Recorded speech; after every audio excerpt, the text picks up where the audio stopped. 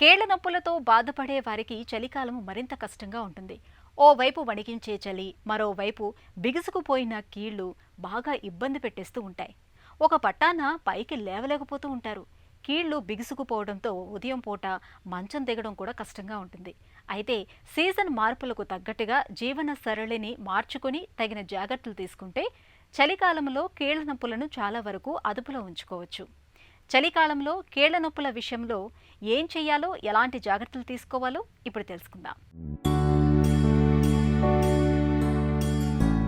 చలికాలంలో తీవ్రమైన చలి మూలంగా కీళ్లన్నీ బిర్రబిగుసుకుపోతూ ఉంటాయి. ఉదయాన్నే మంచంపై నుంచి దిగటం కూడా కష్టంగా ఉంటుంది.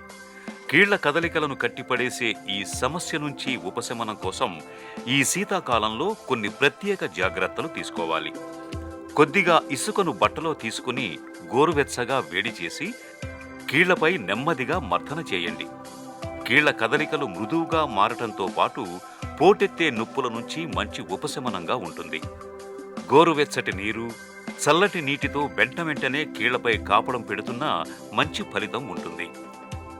రాత్రి పడుకున్నప్పుడు మోకీళ్ల చుట్టూ క్రేప్ బ్యాండేజ్ చుట్టటం లేదా దిండును గాని టర్కీ టవల్లు గాని గుండ్రంగా చుట్టి మోకాళ్ల కిందుగా పెట్టుకుని పడుకుంటే మంచిది.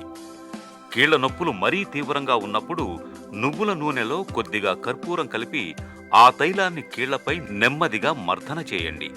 ఈ జాగ్రత్తలు శీతాకాలంలో కీళ్ల బాధల నుంచి మంచి ఉపశమనాన్ని అందిస్తాయి.